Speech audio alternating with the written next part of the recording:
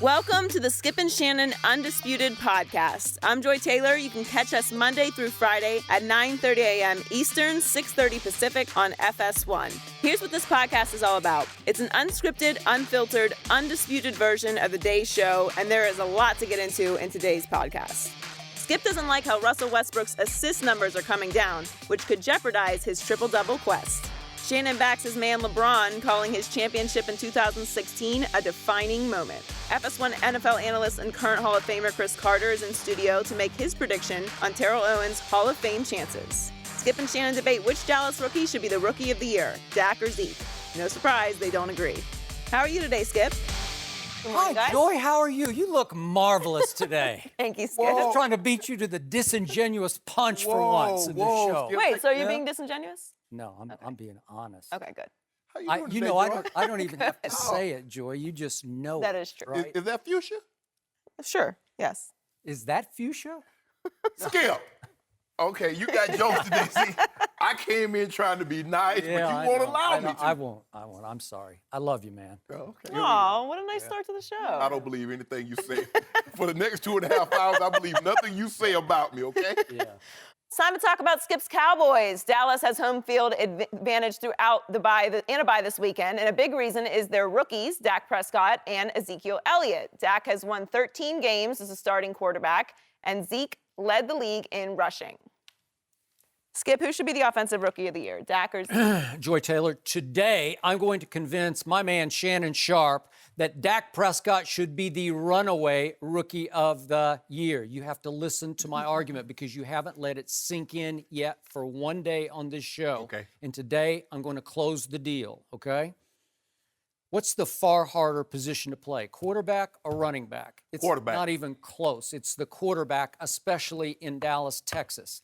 That's the main reason that Dak should be the Rookie of the Year over Zeke, and Dak should be the MVP, but I won't even get into that. But a year ago, the Dallas Cowboys had the same line, offensive line, and they had a 1,000-yard rusher named Darren McFadden. And without Tony Romo, my Dallas Cowboys went 1-11. This year, without Tony Romo, Dak Prescott led this team to 13-2. The last game was the B team, and with Mark Sanchez at quarterback, they lost it. But I'm going to give Dak 13-2 versus 1-11 a year ago. That should close the deal. Dak Prescott changed the culture in Dallas this year. He took over the huddle, and he took over the locker room, and he taught this team just with his body language and his poise and his demeanor and what he said publicly and how he handled himself in clutch moments in games. He taught this team to expect to win instead of expect for something to go wrong. That's what happened last year.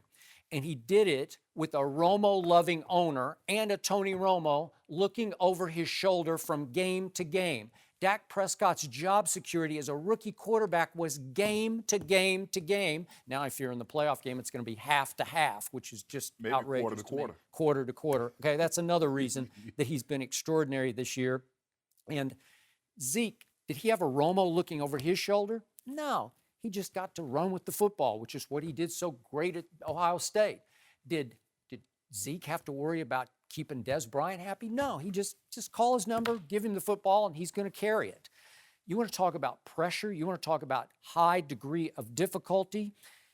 With this kid, Dak Prescott, he made play after play. And I've talked about him so many times, I'm getting tired of it because they fall on deaf ears across the table. But when you can go up to Washington and pull off the clutch plays he did, and against Aaron Rodgers at Lambeau Field, and against Ben Roethlisberger in Pittsburgh, and then at home against Washington, and late against Philadelphia, and against Baltimore, and against Tampa Bay when they had the hottest defense in pro football, and then against Detroit on the biggest Monday night stage.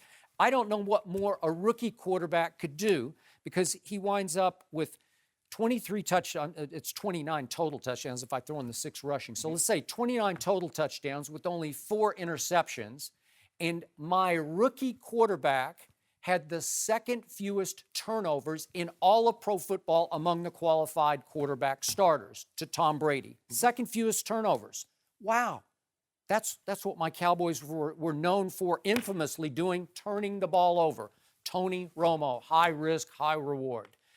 This was low risk, high reward. So this is a rookie quarterback who should be the walk-away, runaway rookie of the year. And I don't even know why we're even having this discussion, because it's not even close to me. And look, they both benefited, Dak and Zeke, from the offensive line, and they both benefited from each other's Pro Bowl performance this year. But in the end, the quarterback is going to get the nod over the running back. It's pretty simple. Case closed. You know what, Skip? I ask myself this question too. Why are we having this discussion? Because it's Zeke and it's not even close. Not even close. I'm talking about not close like San Francisco to Miami. That's how far apart it should be. Yes. Skip, when you look at With Zeke. jet travel today, that's not too far. Still, three it's closer than LA and Calabasas. Yeah, all right. Skip, Zeke led the league in rushing by over 300 yards. He's the first rookie to win the rushing title since Edgerrin James in 1999. The third most rushing yards for a rookie, and he only had 12 carries in the final 2 games. Skip, I'll give you a very similar situation. This is Russell Wilson in 2012. He threw 26 touchdowns, 10 interceptions. But who was the focal point of the offense, Joy Taylor? Beast mode. That was the guy everybody said they had to stop in order to stop this defense. Russell Wilson had 26 touchdowns, 10 INTs. Zeke has 23 and 4. Zeke rushed for more yards this year as a rookie than Marshawn did that year. It's not even close, Skip. Russell should have won the award that year. Whatever you're talking about, it's not Rookie of the Year. It would have been RG3? Russell. No, over Beast Mode. As far as the most valuable player on that team, it was Russell Wilson. No, Beast Mode won the award, though. Zeke is averaging 5.5 yards a carry on first down. So now they have 2 downs to pick up 4.5 yards for a first down. Well, that doesn't mean he runs on first down every time for 5 yards. I mean, they throw it on first down, too. Maybe it was easier for him to run with the ball. Even on first down, if you count the times he got stopped for 1 yard, you count the times he was stopped in the backfield for no yards or negative yards. Zeke Elliott is averaging 5.5. So average. So if it's minus 10 on one, somehow he's getting 10 or 20 on the next carry because he's averaging 5.5 yards per carry on first down. So now you get second and third down to just pick up 4.5 yards. You know you got Measly Beasley. You know, great slot receiver. He is. And you got Jason Witten. You know, your guy, you know, old great Jason Witten. You know, whoa, great slot. I'm going to bring him up later in the show in a way that will surprise you, but go ahead. Dak is 19th in passing yards. He's 15th in passing touchdowns. Tied with Blake Bortles. Blake Bortles. That's who he's tied with. How many interceptions did Blake throw? I'm just asking. Yeah. What, like a record number? I don't know. Did he lead the league? Probably. All I'm saying is he's tied with. He's 19th in passing. He's 15th in touchdowns, tied with Blake Bortles. How many did Blake rush for? I'm just curious. I'm sure he got a couple of them. But Ezekiel Elliott led the league in rushing by over 300 yards, and he had 12 carries in the final 2 weeks. Skip, everybody knows. You've heard every GM say it. You've heard a lot of guys that come up here. If you want to stop the Cowboys, the best way to beat them is to take Ezekiel Elliott away and force Dak Prescott to throw the ball down the field. Because if you can't stop 21 from eating, from doing this, you know, you love doing that. I do. If you can't stop him from doing that, you can't beat that team. What happened to Ezekiel Elliott in Dak's one bad game with a wet football up at the Giants? What happened in the fourth quarter when Dak actually made a couple of good throws that Dez either couldn't hang on to or caught and then got stripped of?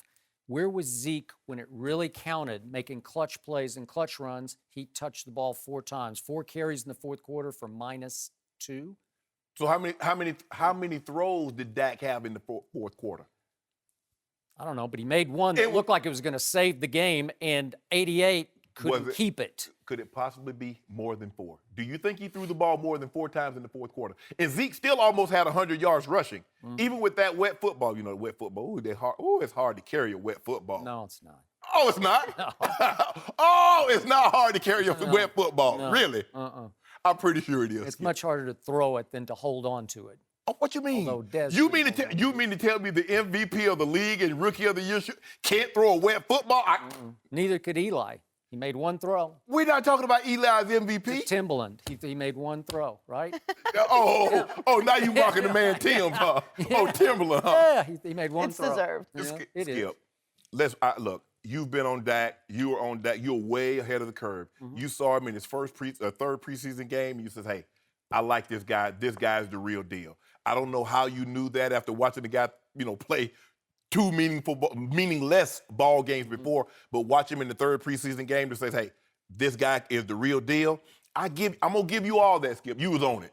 You were also on the Cowboys going to the Super Bowl. You were always on the Patriots going to the Super Bowl. But Skip, you're absolutely wrong on this. It is killing my soul, the lack of respect that Dak Prescott is getting. And I don't get it. I'm being serious from my heart and soul. I'm telling you, you're a Hall of Famer. You really know football. Yeah. And it is blowing my mind that you and Eric Mangini, and I can go on and on. There are many others who it's just a shrug, like, so what else is new? Well, he's a rookie. He did all this. He changed the way they play football. I trust this kid. I never trusted Tony Romo completely. He's fun to watch for all the wrong reasons.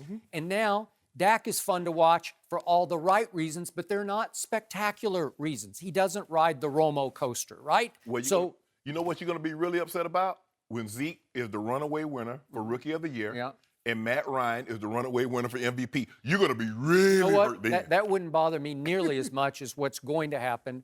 Aaron Rodgers is going to be the runaway winner of MVP after 10 so-so sorry games. I'll bet 5 cases are due that Matt Ryan will win the MVP. 5 cases? 5 cases are due.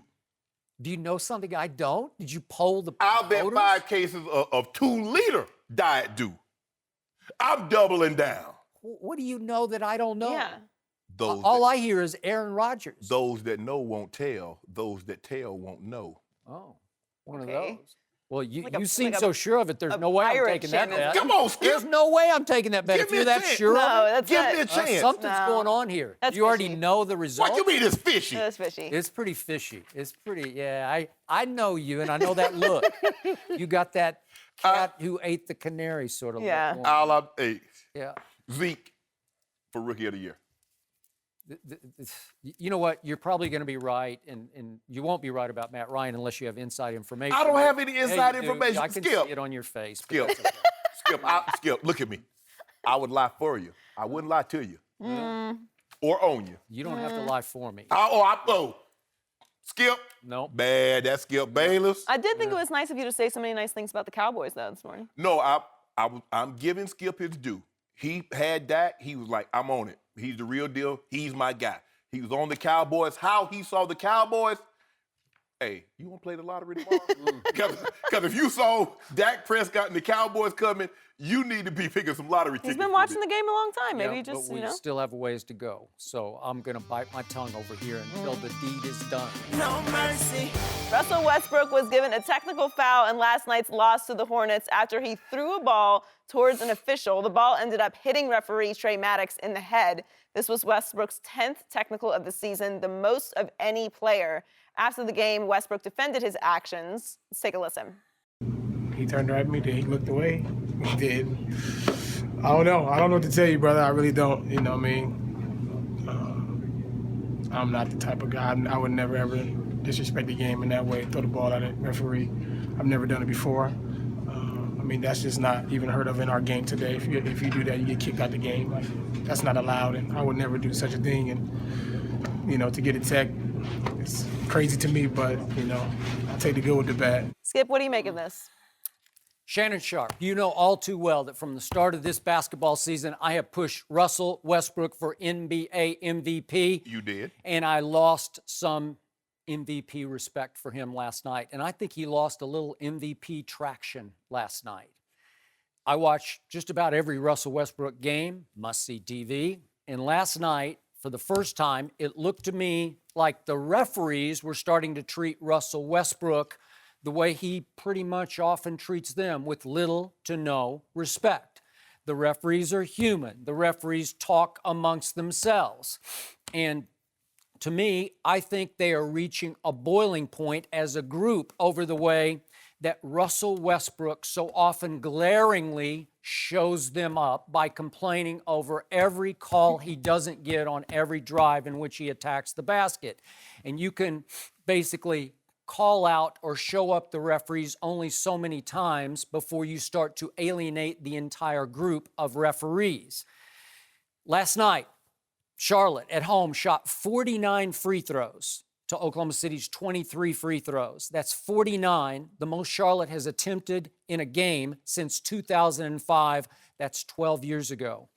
And the tipping point, as Joy referred to, and we saw Russell respond to, came late in the first quarter when Russell Westbrook attacked the basket on 2 straight trips. Could we please see those?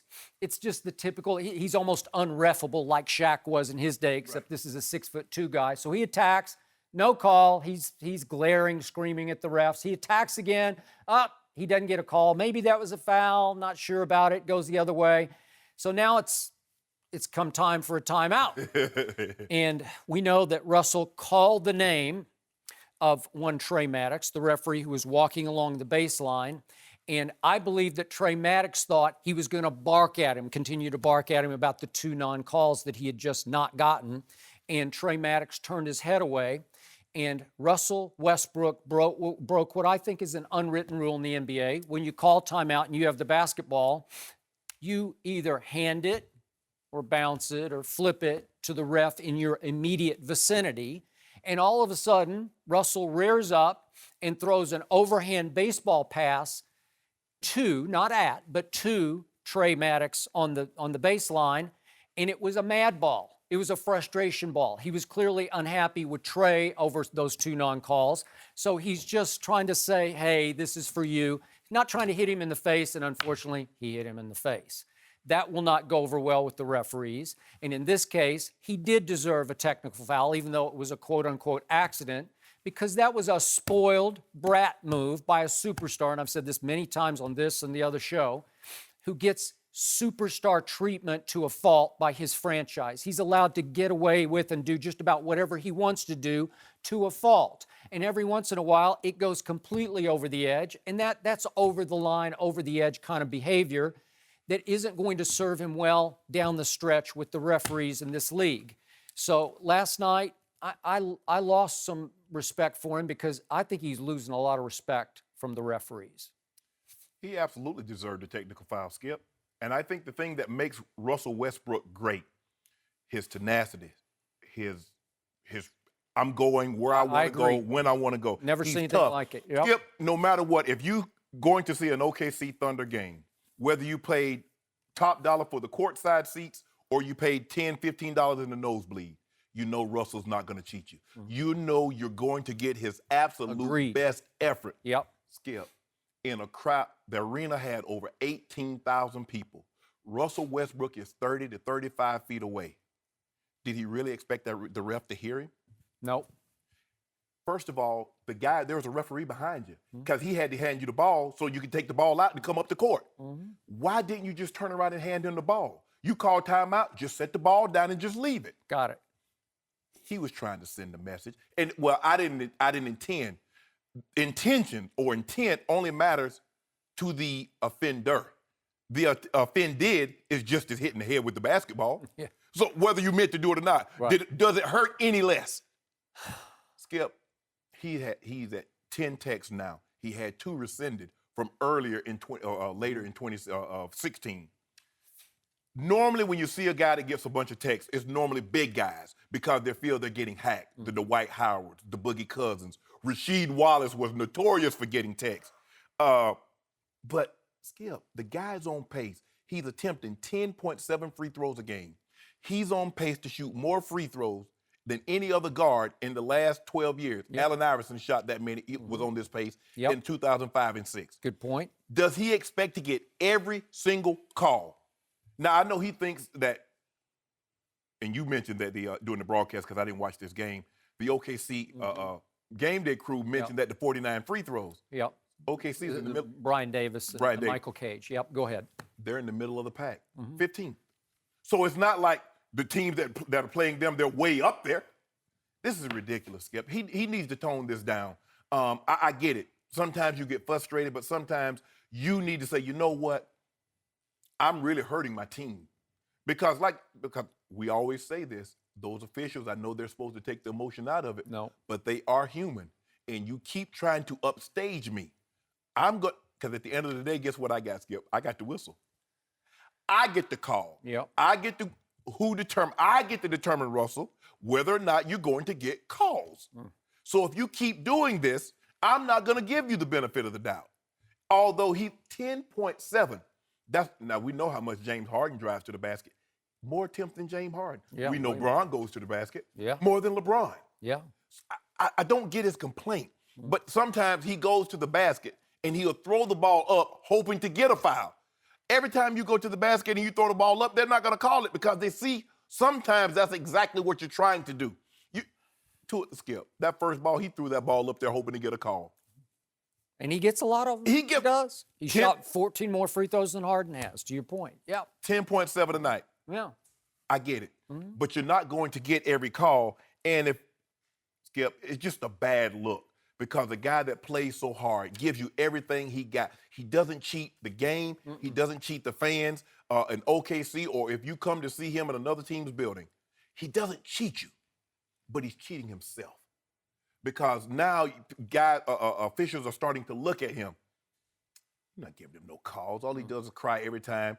And now it's just going to get worse and worse. And it's going to end up, you get 16, now you got to sit down for a game. Skip, they're the 6th seed now. And he's averaging a triple-double. They're not winning without him. So I don't really know. What's his out game? What's his in game? What's his out game, Skip? What does he hope to accomplish by keeping this going?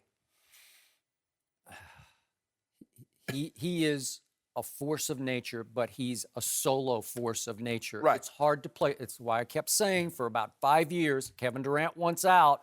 No one believed me, and then Kevin Durant's out because he wanted to go to the team that shares the basketball, Correct. that doesn't care about triple-doubles, as they keep saying. You brought it up. Draymond's talked about it. Kevin's talked about it. We don't care about triple-doubles. We don't try to get triple-doubles. Right. And I said before the year Russell would average a triple-double, and is it all for one and not one for all? Because just some second-level stats.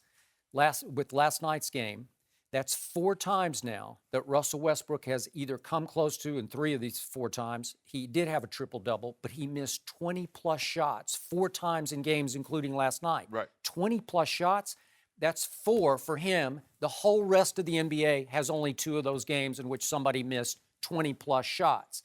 And in those 4 games, Russell went 7 for 36 from the three-point line. I'm always on LeBron about this, so I'm going to get on Russell about it because that's 19% in 4 games. Now, they won 2 of them and they lost 2 of them. So is it Russell or bust with the Thunder? Because I've been giving him MVP to this point because he's carrying a team that you don't think is very good. They're not very good. So that's most valuable player. But then I look, how is he achieving the triple-doubles? Well, his usage rate, this is how much you have the basketball as compared to your teammates. Off the charts. It's 43%. That's 6% more than, guess who's second? DeMarcus Cousins. So those are two guys who are a little hard to deal with, and they have the basketball in their hand a whole lot.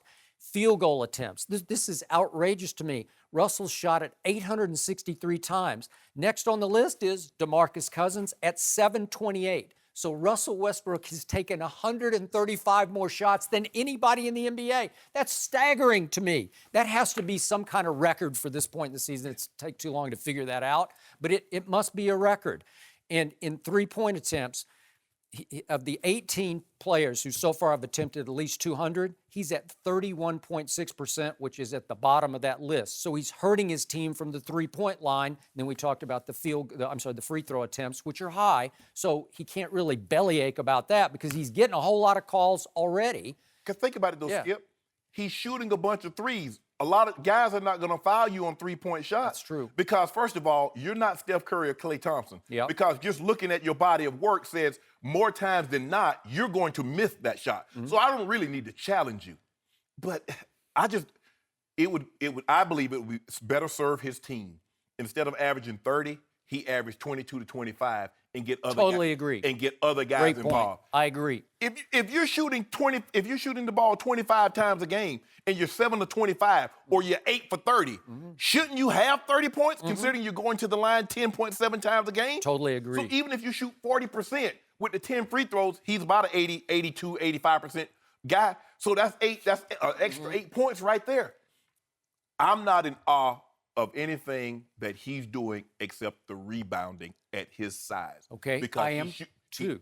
Yeah, but here's the ironic point to that. Chris Broussard was here, and you talked to me early in the year about, well, there's no way he's going to average 10 rebounds. Right.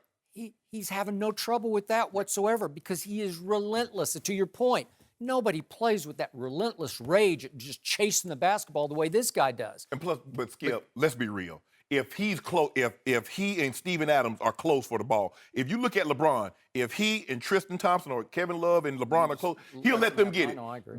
He doesn't care. No, he doesn't care. I agree. They let him have it.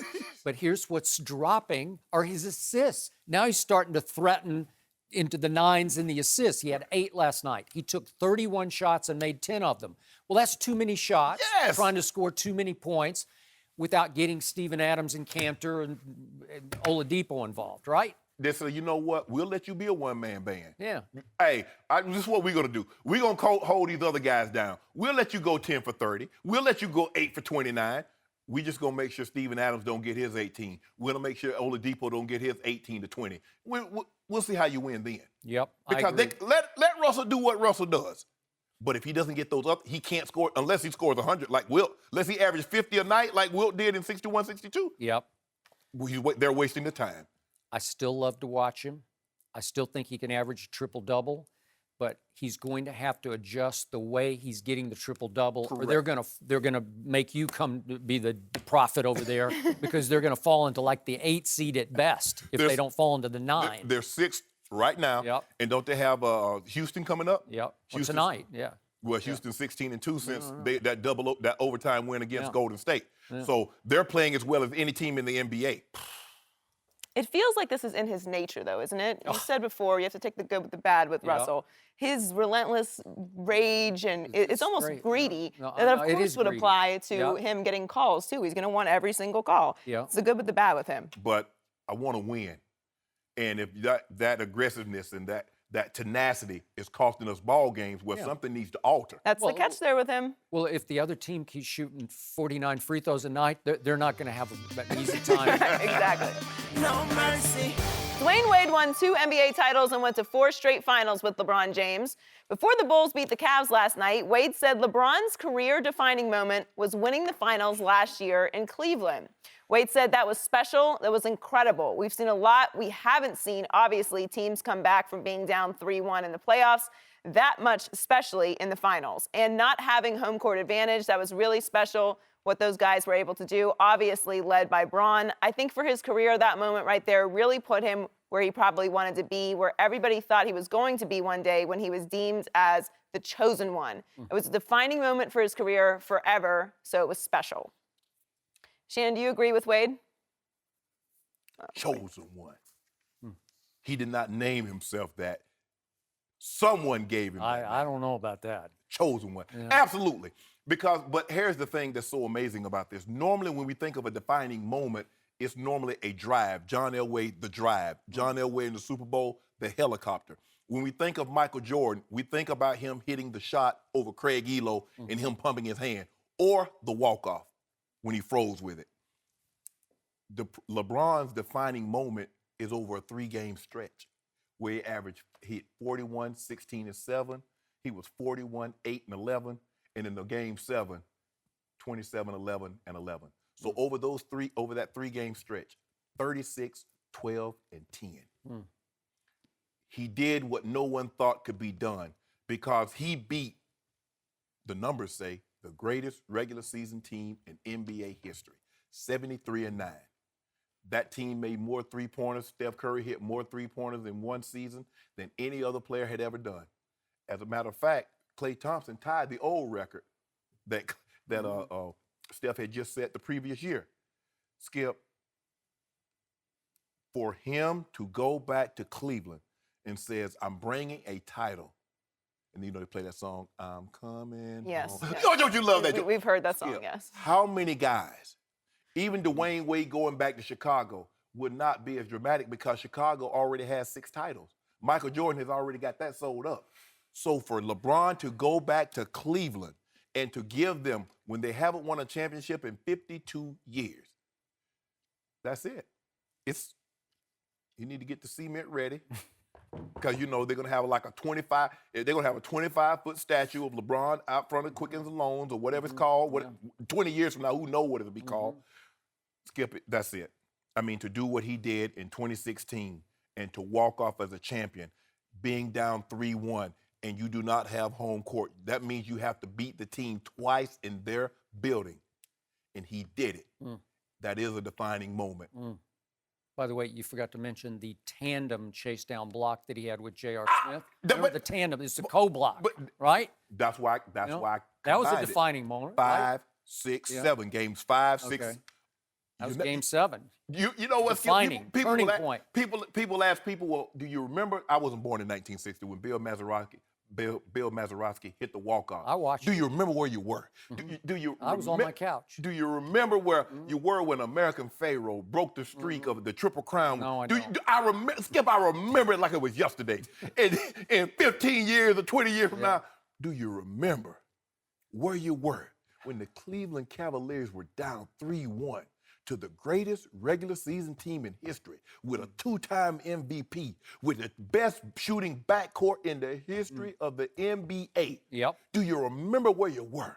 I do. I remember the defining moment of that series when Kyrie hit that shot that won it, closed the deal. I said, I remember exactly. I was in Bristol, Connecticut. I won't tell you exactly where I was, but 27, 11.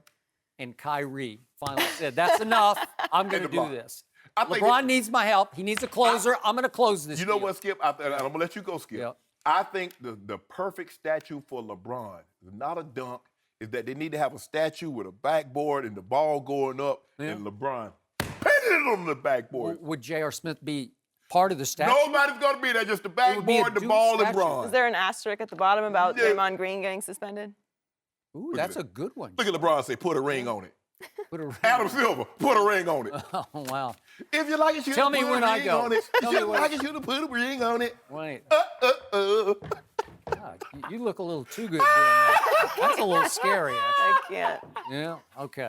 Go ahead, Skip. Go ahead, Skip. Go ahead. Go ahead. Let's first put Dwayne Wade in a little perspective here. Joy Taylor's going to chime in and help me out on this. She doesn't know it. But am I right, Joy Taylor, that Dwayne is LeBron's best friend in the world and biggest supporter? Absolutely. Am I right that Dwayne became, I'd go so far as to say, the big brother that LeBron never had when he came to Miami? For sure. Am I right to say that Dwayne taught LeBron how to win basketball games at the highest level, because LeBron wasn't sure how to do that, and Dwayne became his, if I may go so far as to say, mentor or his guide down the championship path, right? Absolutely. He turned the team over to him. And Dwayne Wade takes great pride in LeBron's achievements because Dwayne knows that he played, I think, a major role. He wouldn't say that, but he played a major role in LeBron's growth as a pro basketball player. So let's keep that quote in perspective. Now, all that said, what Dwayne said about defining moment is sad but true. And I'll tell you why it's sad. Why is it sad? It took LeBron 13 NBA seasons to have his defining moment. It took a finals that looked like LeBron was going to lose to fall to 2-5 in NBA finals. And by the way, he wouldn't have even been 2-5 if not for the great Ray Allen, who saved his legacy with the greatest clutch shot I ever saw. It was a finals-saving clutch shot. Am I right about that, Joy Taylor? Saved the day. No, you're not, Took LeBron off the hook. LeBron would have gone down not as the GOAT, as in greatest of all time, but just the GOAT of that game. The greatest clutch shot in NBA history. Oh, come on. There's nothing like it. And it saved LeBron's legacy, because if Ray doesn't hit that shot, we could have been talking about right now LeBron falling to 1-6 in the finals, and that wouldn't be a very defining moment to me. But now let's get to the defining moment, which was last year, Game 4 at Cleveland in LeBron's house, when Draymond Green got into it with LeBron. Could we see this play before I put it in perspective? Because a lot of people forget exactly how it unfolded. Can we see exactly what's happening here? Wait a second, they're pushing shove. Oh, LeBron threw Draymond down, and Draymond did not like it. And they get into it. Look at that, threw him down, stepped over him, disrespect. And you know what? Draymond wouldn't take it. So out loud, for all to hear in the first couple of rows, including press row, Draymond Green dared to call LeBron James a B word. A B word? A superstar got called the B word? Did LeBron answer? Wow. I don't know what he did. Well, it don't matter what you call him. It only matters what he answers to. That was LeBron's defining moment because that resulted in Draymond Green, as Joyce so correctly pointed out. I appreciate that very much because it should be an asterisk on the stat sheet. No, it should not. Draymond Green then was suspended, even though they were up 3-1 because they were leading by 10 at that point with 2:42 left. So, and by the way, LeBron had been pretty dismal in that game. He basically disappeared the way he had so many times before. But Draymond Green suspended for Game 5 back in Oakland, and LeBron rose and shone. But then, of course, Bogut couldn't play. He was injured for Games 6 and 7. And all of a sudden, superhighway to the basket, and LeBron took those games over until, of course, it was crunch time in Game 7 when he needed somebody to close for him because he always does. And Kyrie hit the shot, which was actually the defining moment of the finals. Block. Yeah, the co-block, the tandem block. No. The J.R. Smith plus LeBron block, Two right? people do not get credit for a block. Skip, you need to Skip. Why Why don't you stop? Well, that was an assist. If there was ever an assist on a block, that's a new stat in the NBA. Assist on a block. J.R. Smith, he gets one.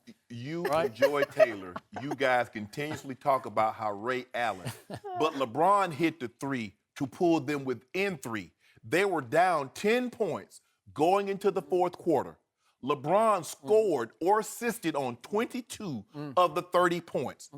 You do realize that. Yeah, and I also realize my Spurs just gave it back. They're up 5 with 18 seconds left. Are you kidding me? How do you do that? How do you blow that? Kawhi, Ginobili, Tim Duncan.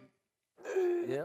You know what? That night, you're right. I give you that. They choked their guts out. And then Pop pulled Duncan out for the final sequence in which LeBron, after he'd committed 3 turnovers in the last 3 minutes, he jacks up the 3 that's going to either tie the game or lose the game, and it's long, it's a brick, it's a LeBrick shot, and it bounces hard off the rim and goes long. And there's no Tim Duncan in the game because he put somebody else in for defensive purposes. I forget what it was. But the point was that long rebound to Chris Bosh, and he goes and gets it and makes a sweet little quick pass into the corner, and we know the rest of the story. Ray Allen saved LeBron's day. Plus, he had other games. If you look at the game against the Pistons, where he scores 28 of the final 29, 25 in a row to knock off the team that had been to 7 straight Eastern Conference Finals. Up until last year, that might have been his defining moment. He'd had some monster games. The Game 6 in the Boston Garden, where he had 45 and he was 73% from the field. Only Wilt had done something like that. Wait. But you said against Detroit was a defining moment, and that was in the conference final, right? Yes.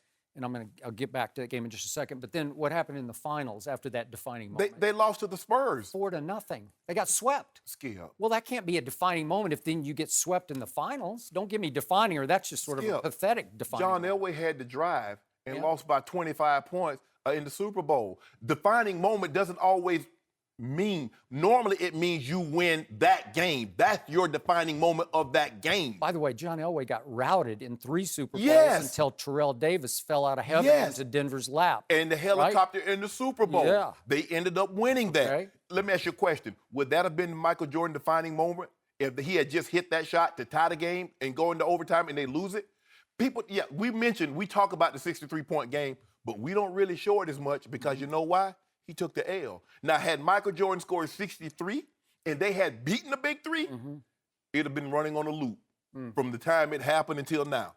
But because he lost, it was a great showing. But that can't be your defining moment because you lost the game. LeBron James' defining moment happened over a 3-game span where he averaged 36, 12, and 10. He beat the greatest regular season team in history that had a 2-time league MVP on their roster, and he took them down. The chase down block. Okay, so let me get this straight. So because Draymond got suspended and LeBron came from 3-1 down to win because Kyrie hit the last shot, that was the equivalent of pancake makeup on all of LeBron's past legacy because it seemed to, for the sake of all the blind witnesses, such as the one across from me, it canceled out all of LeBron's playoff disasters against Boston in 2010 and, of course, Dallas in 2011. My Spurs blew him off the court by a record margin in 2014. I could go on and on and on, but it's all wiped away by that defining moment in which, by the way, LeBron rose to 3-4 in NBA Finals. So he's won 3 out of 7 NBA Finals, and that's your defining moment of your career? Think about this. Way to go. You're talking about the Boston Celtic game, the last game he played in that uniform before he went to Miami. He had 27 points, 19 rebounds, and 10 assists. And you say the man was trash. No, he was. In fact, everybody talked. It was the runaway rage story of the day at ESPN. LeBron disappears in games 4, 5, and 6 against the Celtics. Name a player. 4, 5, and 6. Name a player in the history of the game that wouldn't take 27, 19, and 10. Yeah, well, I can just show you and tell you that all anybody talked about was the story that LeBron's, I don't know if a confidant told Stephen A. Smith, but Stephen A. reported LeBron had to be sedated because he was having a locker room issue with a teammate. And I'm like, sedated? Skip. Well, that's how bad it was. That's what it came to at that point. Trust me. Listen, repetition of a lie doesn't make it the truth. And there's a little truth even in a lie. So I don't know how much of that is factual. All I'm saying, this is what we know. This is what's that's on paper. And in 50 years from now, they can go back and look at it. What do we know about 2011? That the chosen one became the frozen one in games 4, 5, and 6. Can you defend it? No. Thank you. I don't offer a defense for that. No, you haven't yet. No. How can you? It's there. You just sweep it under the carpet and No. go on to your next point. Skip. Do you sweep under the carpet? How did Tom Brady play in that Super Bowl, the first Super Bowl they lost to Eli? How did he play? He threw for 300? No, he threw what was the winning touchdown pass with 2 minutes left to Randy Moss. It was the winning touchdown pass. See, this is what you It was. I love how you. This It is just what was. You know what? It was Skip? over. Skip, I studied you, Skip. I studied a lot of game tape before I came. You better keep on keeping on. Before I came and sat in this chair across from you, I studied game tape, and I know what you do. See, what you do is like with Tom Brady when they don't win. Oh, he did enough. Well, he did what he always does. No, he threw didn't. the winning touchdown That wasn't about enough. 2 minutes That left. wasn't enough. Hold on. How can you be happy with throwing 1 touchdown when you threw 50 in the regular season? 14-10 Patriots. That should have been the final score. It's 3rd and forever, and Eli Get him, drops Eli. back. And I don't know how did he escape, and he escaped again. Immobile Eli got away 4 times from the pass rush, closed his eyes, and threw it as far as he could down the middle of the field, which is really dangerous. Wait a second. Oh, Tyree caught it in his face mask. Get him, Eli. Rodney, what are you doing? Rodney, get the football. David Tyree, Make 'em the lie. 6th receiver on the Giants who had contributed nothing all year. David Tyree made the catch of the Super Bowl. It was the luckiest pass in the history of the Super Hold Bowl. on. Skip. And it got Eli. Whoa. Don't get me started. What about Malcolm Butler? Yeah. Didn't contribute all What a year. great play that was. You see, I get it. Joy, I'm tired That of was you a two. great play. Shannon! Whoa. Hey, Skip Whoa, Bayless. I know disrespect you for don't the understand how moderator. this thing works, but Whoa. you can't slam it. Okay. Whoa. but And now I got Slowly him. let it down. Joy, now I got him on the Gentle. run. How you say? Yeah. There we go. Very nice. Skip Bayless. Why do you keep doing that? Why do you try to minimize all the guys like the Tom Brady's and your guys? Minimize? No, let me finish. Yeah. You minimize when they don't play well and they lose a game, you minimize it. I thought he played pretty well against a really good defense that was crazy hot at that point. Oh, Michael Strahan and company. The guy was a unanimous MVP. Should have 50 touchdowns. Yep. 8 INTs. 18-0. No one in the history Greatest of the National quarterback year ever, right? No, it was not. Yeah, it was. Peyton Manning just went 55 and 10. I know, but this was pure Oh, greatness. up This until is that point. 18-0 greatness. Yeah. Oh, up Yeah. until that point, Yeah. yes. Yeah. That was the Yeah. greatest statistical season for a quarterback in the history of the game. Yeah. And then Peyton Manning came along and topped it with 55. I know, but he wasn't 18-0, but go ahead. What does it matter? What happened in Peyton's first playoff game? Was that the year he lost to Joe Flacco? Was that the year? Who, Peyton? Yeah. No, Peyton's first Super Bowl, what did they get beat? 40? No, they lost to Tennessee, didn't it? No, I thought you meant the year in Denver that he had. Oh, yeah. They lost to Joe Flacco. Thank you. Hold on. That was the same year that Joe Flacco went to New England and beat them? No. Oh, yes, it was. Oh, yes, it was. Oh, yes, it was. And Joe Flacco threw 4 touchdowns. Yeah. Oh, see? Well, so he does it. When you least expect it, Flacco can get you. We're not talking You're not about ready. Joe Flacco. Don't You try- overlook Joe Flacco. don't He try can to get, listen. Yeah. This is all about that guy right there. Yeah. They put a ring on it. And guess- Defining moment, 3-4 in finals. Way to go, King. And guess what they're going to do this year, Skip? What? on the other finger, he's going to have another Really? one of those. Another one? He's going to go 4-4 in finals this year. I'm going to move my And a computer finals MVP. to the other side. It's before it time gets for you to get a broken. new one anyway. It's not. It's brand new. It is was not brand new. before you slammed it. I mean, think it's a little listen, I love Dwayne Wade. It's a little disrespectful to the Heat that, he would say this is a defining moment because he didn't have a ring before he came to Miami. But that's all I'm going to say. Good point. Okay, how many? Okay. That's all I I'm going to get say. it. D-Wade got a ring, but he also had Big Shaq. No, I'm saying LeBron's first championship. Yeah. In And Miami. you talk about, he took a back seat. The guy's been the best player in the NBA for 10 years. Why would It was the D-Wade right think thing he's to do. driving? It was the right thing to do. It was the right thing to do. He'll tell you. It doesn't matter, Skip, when I ride with anybody, unless it's an Uber or I'm driving. I'm the best driver. You're the better driver? I'm the best. I don't know about that. No mercy. The finalists for the Pro Football Hall of Fame were announced earlier this week. Terrell Owens didn't get in on his first year of eligibility last year, but he made the list of finalists again this year. Skip and Shannon debated T.O.'s chances yesterday, and T.O. responded on Twitter saying, "Hey, Skip, my mama said she's watching and listening to you." Shannon, she said you were on point, #just a matter of time. And T.O. responded to a video of Shannon saying he should be in the Hall of Fame with the mic drop emoji. We're joined by Hall of Famer Chris Carter. Welcome, Chris. How are you? Good. Should T.O. be in the Hall of Fame? Absolutely. I mean, he should have got in the first ballot Hall of Fame. Absolutely. And the reason why, because there was a certain standard that was set as far as receivers. And it's changed through the years because over the last 40 years, every decade, they throw the football more. So the numbers are a little skewed, but it's still a numbers game. It's a team game. Yes, you'd like to win. You'd like to have all these other things, but it's a game of numbers. That's why they keep the stats. And for wide receivers, there have been a couple little barriers that if you go over that number, it would put you in a conversation as far as are you a Hall of Famer. All right, it used to be 1,000 catches. All right, it used to be 100 touchdowns. It used to be 13,000, 12,000 yards. All those things would guarantee you a spot in Canton. But now, given some of the receivers that we've seen over the years who had to wait, and it didn't start with just my generation of receivers, it started with Lynn Swann, the long wait that he had. John Stallworth, the long wait that he had. Art Monk, the long wait that he had. The only people that were kind of granted to get in were Steve Largent. As far as receivers the last 30 years, him and Jerry Rice were the only two first ballot Hall of Famers. Now, I think there should have been more, but they changed whatever the rules were. But T.O. has gone beyond what you would measure, is a guy a Hall of Famer? Yes, T.O. is a Hall of Famer. Now, T.O.'s not a person that he doesn't like me. He made a quote last year that I begged to get into the Hall of Fame. You don't have to beg to get in. The numbers speak for themselves. So T.O. should be in the Hall. He should have gotten in last year, but there is a thing called a list. There is a thing called a log jam. You know, he's lucky that he's up now compared to when Tim Brown, myself, and Andre Reed were all on the list. We cleared out Marvin Harrison last year. So we've cleared out kind of the wide receivers. Now this year, do they do an offensive line? They do a couple running backs. But T.O. should be in the Hall of Fame.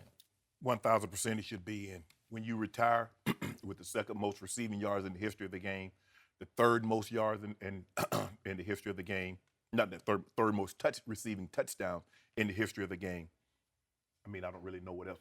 His 1,078, he's 8th now, but upon his retirement, he was a lot higher. Skip, the guy was a 5-time first-team All-Pro. He's one of 2 other players, so it's 3 players that's been an All-Pro on 3 different teams. Deion Sanders, greatest corner in history. Boom. Ted Hendricks, the Stork. And 1, Terrell Eldorado Owens. Led 5 different teams in receiving. I don't want to disrespect anybody because I'm a history of the game. I've studied the game, and I've played against some of the all-time greats.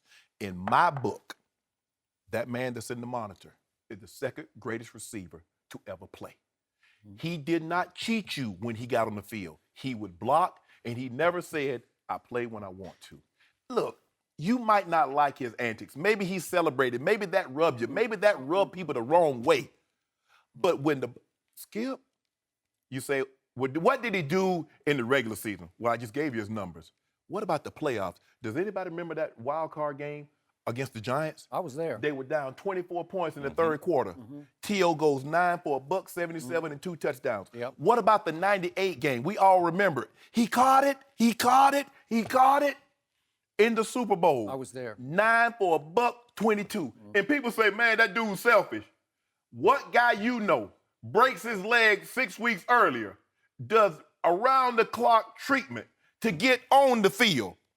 Because you remember the guys that Donovan McNabb was throwing the ball to. Oh, yeah. Freddie Mitchell, they called himself Fred X. Just in case everybody didn't know, that Super Bowl was the last game Freddie Mitchell ever played. He was also throwing the ball to a guy named Todd Pinkston.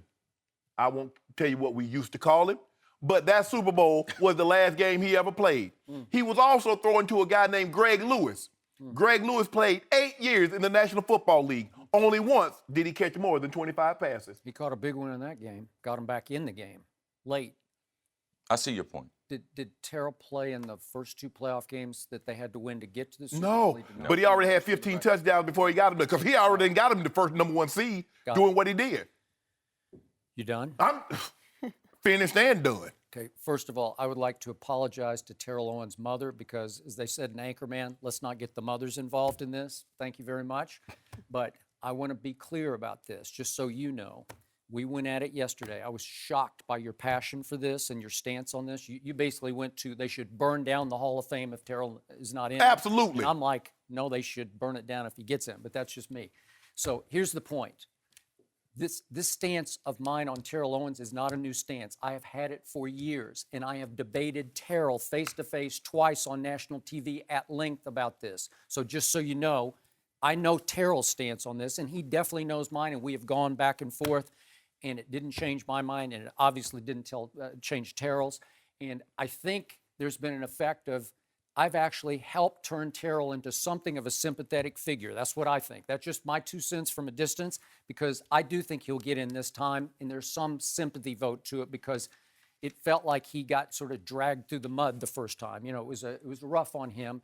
You guys have gone through it. How many? It took you 6 times, so you, right? Yeah, I And got it took you declined three five times. So you guys have known the pain of having to sit through that whole Saturday afternoon waiting for a call that doesn't, right? It's rough, man. That'd It be is. torture. That'd be horrible. And there'd be some moment where you just say, I don't know if I'm ever going to get in this, right? Yep. Okay, so but before I get back to Terrell, understand my stance on this, because you guys are looking from the inside out, and I'm looking from the outside into this. For me, it's not the Hall of Very Good, and I feel like that's where we're going. That's where the NBA's went. It went to the Hall of Very Good. It became come one, come all. Anybody in the NBA, it just seems like marginal players end up getting in the Hall of Fame just because they played for 14 or 15 years. I don't want my Hall of Fame to look like that. I want the elite. I want the transcendent. I want special players to be in my Hall of Fame. I don't want come one, come all. I don't want forgive and forget. I don't want, oh, we feel sorry for you, so let's finally put you in the Hall of Fame. This is just me. So who are the players they've let in that didn't deserve to be in the Hall? That takes too long. But I can tell you the flip side of that. Let's go to, like, okay, I'm going to do one for you. You brought up Jason Witten. This is just me. I've told you what my criteria is, what my rule of thumb, my test, the ultimate test of a Hall of Famer for me. If I hear his name and I think twice, he's not in my Hall of Fame. But if you tell me, I don't know, Tom Brady, is there any, I mean, you just say Hall of Famer. Right. I'll even give you this. Aaron Rodgers, Hall of Famer. It's like, I don't even think twice about it. As many issues as I have with Aaron in the postseason since the Super Bowl, boom, he's a transcendent player and has been for a pretty long period of time. Jason Witten on my Dallas Cowboys. I don't know. I'm not sure. Is he a transcendent tight end? I don't know. Is he a great guy? Sure, he's a great guy. Does he belong in the Role Model Hall of Fame? You can put him in the Role Model Hall of Fame. And I told you yesterday, maybe there are different kinds of Hall of Fame. Maybe there's a fantasy football Hall of Fame for stats guys. That's just me. But in the bigger picture, like Charles Haley, I fought for him for years and years because the media hated him because he was hateful to the media for years. He was hateful to me in Dallas. He used to call my radio show and just ridicule me on the air with low blow jokes. But I loved him as a player because he changed the football game. Every game he played, you couldn't block him with two people. Skip, He don't feel changed bad. it. Don't feel Okay? bad about Charles. I still want to get to why T.O. shouldn't be Okay, in. all right, but I'm just telling you my view. You have to see my view of this. So it's not the hall of shame. It's not hall of forgive and forget. I was there the first time around in San Francisco, very close to it. You haven't heard this, but for a while, I was the lone voice in the Bay Area that defended Terrell Owens until so many players and coaches pulled me aside and said, "You have no idea what you're talking about here." And then I slowly but surely watched him tear apart a really good football, a very talented team coached by Steve Mariucci. Terrell went after him publicly, just went after him, tore him apart. Greg Knapp and then Jeff Garcia went after him personally, publicly. It was pretty, it got vicious after a while. And then Terry Donahue, the GM, finally said, "You know what? He's a really talented kid, but it's more trouble than it's worth. I'm sorry, let's get him out of here." Goes to Philadelphia. Andy Reid is jubilant, and pretty soon he turns on Andy Reid. Then he clashed with Brad Childress, and then the ugliest incident of all was what happened between him and Donovan.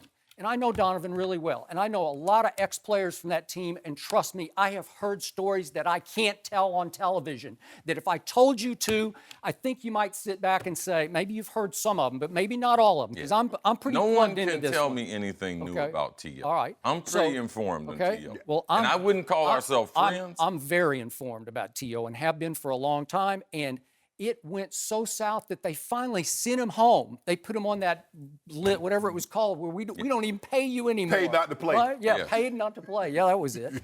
And then Bill Parcells says publicly, "I don't want him." He's a Hall of Fame coach. A lot of people have some respect for Bill Parcells. "I don't want him." Jerry, Mr. Box Office in Dallas, says, "No, we got to have him, because if we're not going to win, I just want to light up the numbers on the TV ratings or the scoreboard or whatever we have to do to sell the Dallas Cowboys."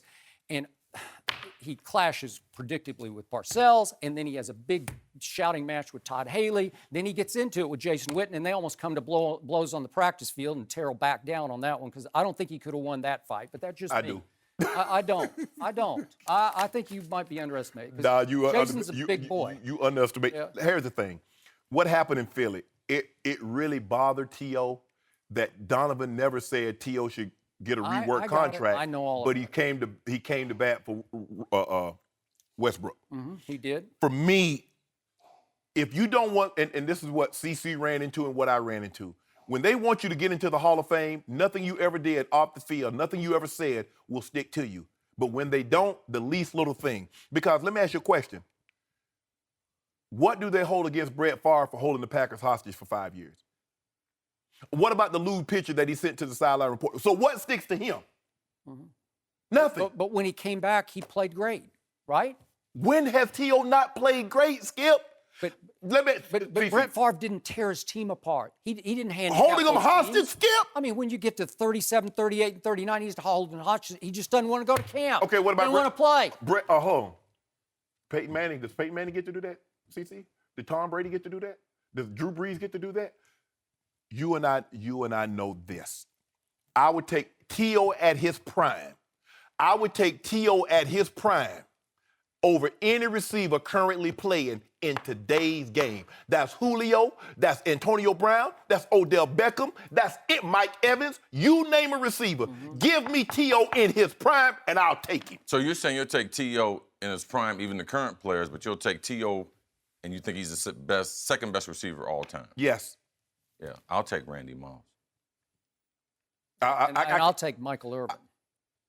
As the second best receiver all time? I got him first best. That's how much I think of Michael Irvin. Mike Irvin have a hard time getting a seat on this bus. Hey, but that's Are you listening, Mr. Irvin? Oh, he's always listening. Yeah, are you listening? This is his argument always with me. Chris, I got these 3 Super Bowl rings. I said, okay, I got 60 more touchdowns than you. Okay, but I got 500 more catches. Here's what I got. That ain't my fault. Here's what I got from Michael Irvin. What? He was the leader of a team that should have, if they hadn't had a coaching change, should have won 5 straight Super Bowls. Trust me, he was the driving force in the locker room, on the sideline. He was the guy they all looked up to. I know he had his issues off the field, but it did not affect on the field whatsoever. Listen, Michael Irvin is a very good friend of mine. We've been high school, college, everything together. Michael Irvin did go through some things off the field. When he was up for the Hall of Fame, he was judged based on the things on the field and off the field. That's the only reason why T.O. didn't get in the first time. All right? T.O. should have gotten in first ballot. When you have more touchdowns than Jim Brown, you got more touchdowns than Walter Payton, you're in the top 5 of scoring. There is no more important play in football than scoring a touchdown. And when you look at the top 10 people all time, to score the football, scoring the football is important. Okay. It's 6 points. You can't do any better than that. And I despise the notion. If you're right and you're right, then put him in the first time. Don't, quote, unquote, punish him. I just... Well, that's what they do. That's what they do. No, that's what they do. Well, they punished Charles Haley with 5 Super Bowl rings for a long time. Well, they changed the narrative because once it was about winning. Oh, no, now it's about when you don't have any rings, it's about winning. When you do have rings, it's about all kind of other stuff. Okay. Skip, this is what I told him. I told one of the voters. I said, if you didn't like my numbers this year, I can't add any more to it. You can't add whatever the numbers. When you retired, when Chris Carter retired, he had 1,100 catches, 130 touchdowns, and 13,000 yards. If you're making wait 5 years, it wasn't going to be 155 touchdowns. It wasn't going to be 14,000 yards because the further you get away from a guy's numbers, the less impressive they look. Okay, I got it. This is what kills me about your stance on this. I have the greatest respect for you because you were a team leader. You were a unifier in the locker room. You took care of problems. You brought the team together. Yeah. Everybody united around a Shannon Sharpe, obviously with the Ray Lewis and the Ravens locker room. Terrell was the flip side of you. He was the force in the locker room that split the locker room. Each of those 3 cases. Not when he went to Cincinnati or Buffalo. That was different because it didn't matter anymore. Well, this is the thing, Skip, and this is the reality. In 2017, T.O.'s going to get in the Hall of Fame. And this is going to be the first team that he can't split. So I know you're watching the show. T.O., you're going to get in the Hall of Fame. Yeah. You ain't going to mess up the Hall. And the thing is, CC, all right? You've been on those buses on the bus ride. We don't bite our tongue. So when we talk to one another, I could, you know what I did to you. Now, so we'll welcome him in just like the other guys. Well, you can welcome him, and I, from a distance, will say it's shameful. And I'm Stop it, Skip Bayless. I'm not backing off. Well, we'll find out in a few weeks. The Hall of Fame committee meets the day before the Super Bowl in Houston. No mercy. This is the Skip and Shannon Undisputed podcast, where we're delivering you an unscripted, unfiltered, undisputed version of the biggest topics of the day's show. Be sure to subscribe to the podcast on iTunes, like us on Facebook at Undisputed on FS1, follow on Twitter at Undisputed, and catch us at 9:30 a.m. Eastern, 6:30 Pacific, Monday through Friday on FS1. You can find us on channel 219 on DirecTV, 150 on Dish. Thanks for listening, everyone. That's it for us today. I'm your host, Joy Taylor. We're back tomorrow with our in-house Hall of Famer, Chris Carter. We'll talk to you on Friday. Fox Sports 1 of 1.